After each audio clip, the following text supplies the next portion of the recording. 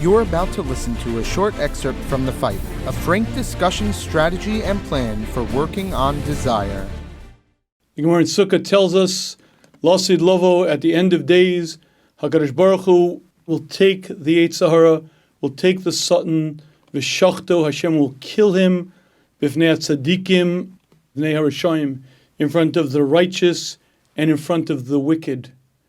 And the Gemara explains, halalu bochim, both groups will be crying bitter, bitter tears.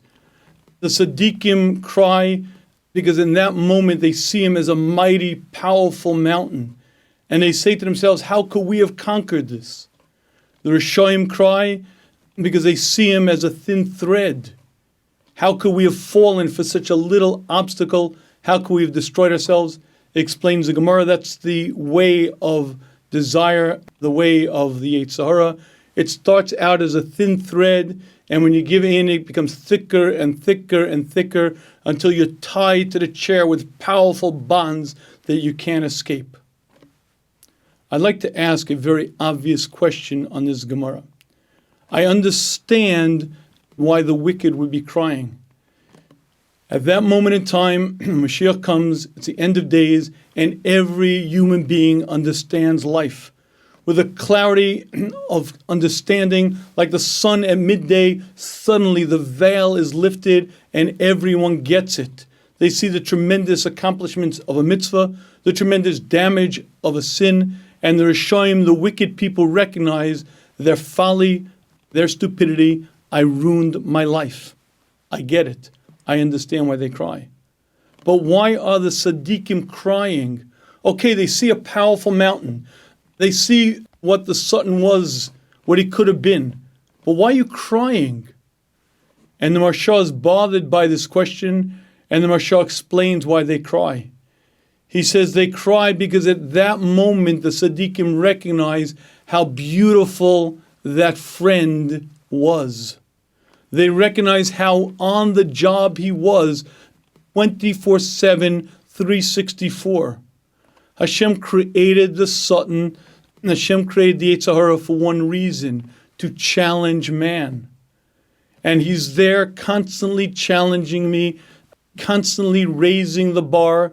And in that moment of clarity, the tzadikim get it. They recognize how valuable he was.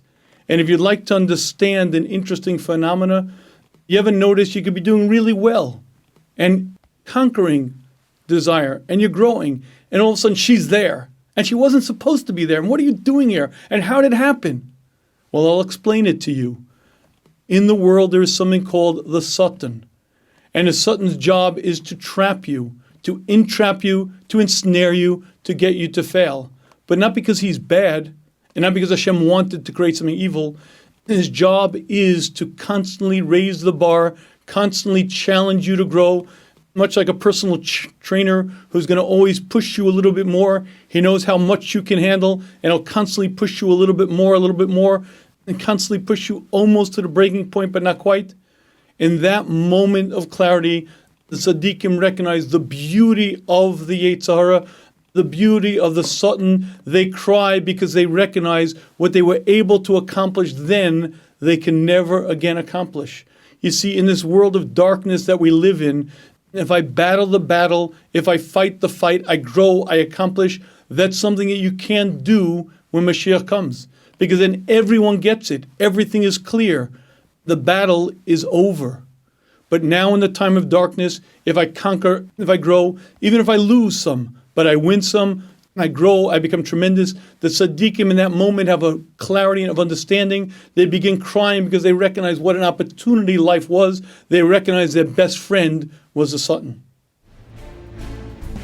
You've been listening to a short excerpt from The Fight, a frank discussion, strategy, and plan for working on desire.